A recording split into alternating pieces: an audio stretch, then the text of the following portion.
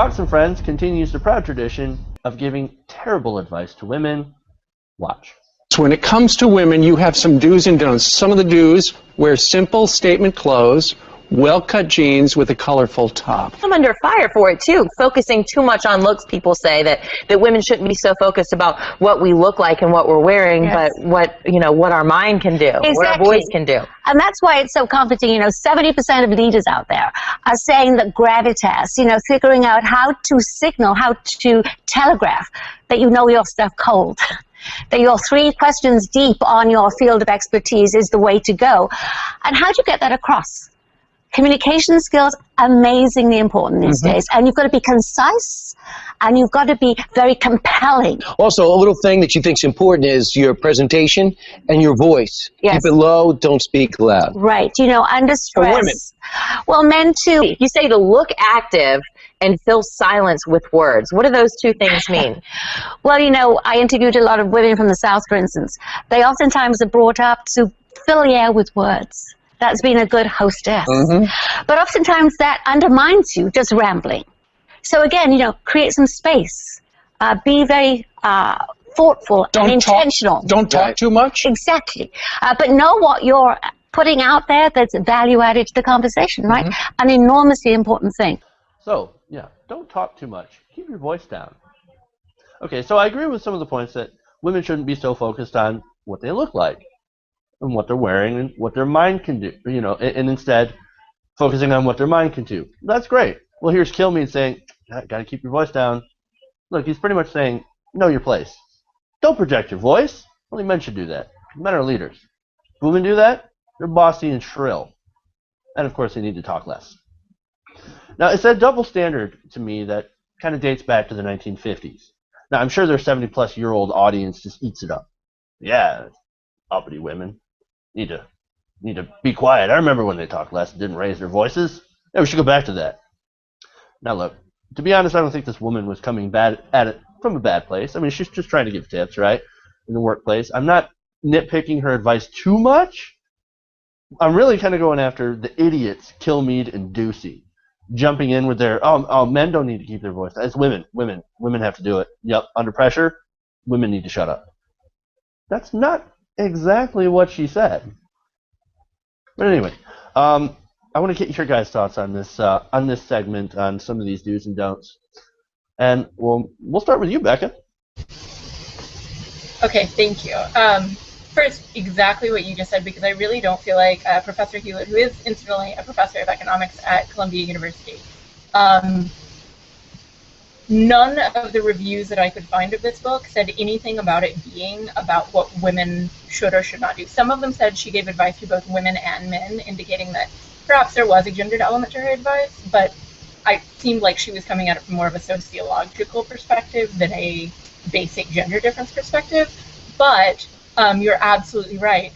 Ducey and Kilmeade are jumping in on top of her saying, oh, well, if you're a woman. And in fact, in a part that wasn't in that clip, she said something about a big struggle for men being to be more empathetic and to show empathy for the people they're speaking to. And Kilmeade jumps in and adds to that, but show you're really a man. Nothing that she was saying had anything to do with that, and instead they're taking it and twisting it to fit this gender narrative, like their Princeton Mom segment that's now infamous. That isn't what the professor's saying at all. I wish she had done more to combat that. I wish she had been more assertive in that way. But in fact, what she's saying isn't about, oh, women need to be more quiet. What she's saying is what makes a good executive presence, and in fact, it's the title of her book. And they instead twist the whole narrative to fit into this angry feminist narrative. It was infuriating to watch, because she's written a book about how to help women become better leaders. I think that would tie in quite nicely with that Atlantic piece on the confidence gap, which you can find just by Googling that, but I know a lot of people have read. What she's saying seems to be more about addressing that confidence gap, not doing the exact opposite by falling into prescribed gender roles. And I'm going to stop there before I get too angry about it. Hand it back to you all. I think that you pretty much nailed it there, Becca. That was excellent commentary. Jordan, let's go to you. Let's get your thoughts on Ducey and Kilmeade. Man, all right, how ready was Ducey to jump in that conversation? I mean, you just see it the whole interview. He's leaning forward more and more and more, and you think he really wants to contribute. And then when he finally speaks, he says, "Not talk so much." He was so excited to say that women shouldn't talk so much and have a woman, quote unquote, agree with him. He was just pumped, man, like a little kid who's being told a story for the first time. He's ready for it. This is an example of. It's similar to the whole a lot of the way we treat rape, with the blaming the victim kind of mentality. The fact of the matter is, the stuff that they're saying here is a little bit. There's some truth to it. It is easier for women to be liked in the workplace or whatever if they don't do these things. But that's because men are pigs and the workplace is slanted towards men. That doesn't mean women should then bow to that. To that injustice there, and what we need to be doing is writing books about men, or writing books to men that say, hey, when a woman wants to speak, maybe you should listen to her the same way you would listen to a man who said the exact same thing, and we've seen all sorts of these PSAs and studies that show when a girl does it, you call it this, when a guy does it, you call it this, that's what we need to be addressing. It's one thing to acknowledge this reality for women. As a matter of fact, I think that's the first step. Because you have to acknowledge the injustice to fix it. But then to go out and write books saying, okay, so there's this problem, you should totally do it, and maybe if you're lucky, you'll get a slightly better paying job out of it. But women everywhere, for generation after generation, will have to keep kowtowing to it. That's ridiculous, man. That's not the way to go about solving this. First off, let me start by saying, there's this hilarious clip I saw years ago, and it's a satire clip. It's a joke clip. It was put out by the BBC. It's called "Women Know Your Place." It's this black and white sort of 40s, 50s kind of look to it, and it starts with this couple at a dinner party. They're all having a good laugh, and then it's but notice how the conversation suddenly turns seriously. They all have a laugh, and then they suddenly stop, and the men start talking about local politics and things, and then it's now notice these men talking about local politics and stuff. Now watch this woman. She's about to make a terrible mistake, and she starts out and she offers an opinion about it, and then the men just look at her so disgustedly. It's a funny little parody because it's treating them like they're completely different species when it's really funny, but in the sense that it's so terrible and completely satirical that it's funny. Becca kind of stole a little bit of my thunder. I was going to talk about how this woman that they were interviewing wasn't promoting male chauvinism or anything. She was giving advice, and the Fox News host kind of ran over her on that. Her advice is actually from sociological factors and stuff like that.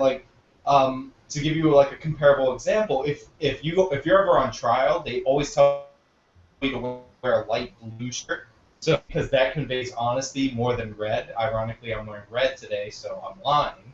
But so that she was giving out advice like that. She wasn't saying that you should know your role and stuff like that. And even when she was saying, don't fill the air with words, it was just saying don't feel the need to talk when it's not needed. She's more make your concise points and stuff like that. It wasn't don't talk so much, as excited as Ducey got.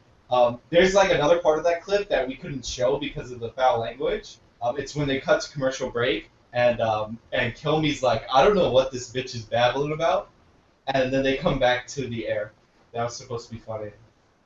It's supposed to be, but the amusing part about that clip, and it's besides of what they say and how they run over this woman and how they twist her book and make her somebody who's trying to help women, they make her into a villain for women by going so over the top in this clip, is that there's a female host on the show, and you literally hear no words from her throughout the majority of the segment. So they're actually doing the things that they're saying. They're not letting their female host talk and all that. So I found that amusing and a little bit irony. Jordan's point was absolutely right, that there does need to be a lot more attention on how men sort of treat women in the workplace. With that said, I don't know if it's just my generation now or the generation of Sean and I and us younger folk, you guys too, that feels like less and less of an issue for us. I haven't seen anything that's so blatantly, clearly sexist in my work environment. Now, granted, there are, of course, still the problems of, like, I think men seem to be more open about talking about female coworkers and wanting to engage in sexual intercourse with them. To be fair, though, I've also heard several female coworkers wanting to do that as well about the men. So I'm wondering if our generation is getting better at it. Or maybe it's just a generational thing. It's slowly dying off and it's getting better. That doesn't mean we shouldn't do anything about it and we shouldn't continue to work at it. But I'm wondering if we're actually making progress, and like noticeable progress.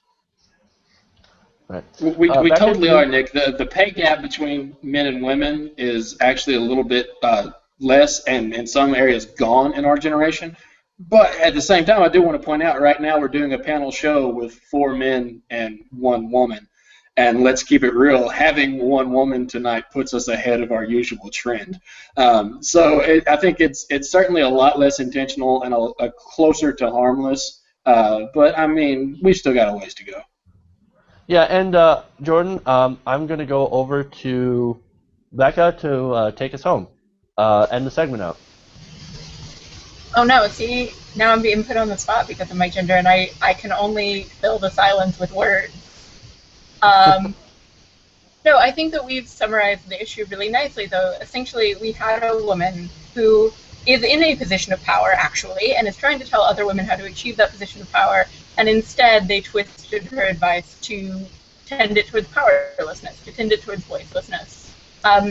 And it's frustrating, but that's sort of what Fox and Friends does, in my opinion. So that's where I'll leave it.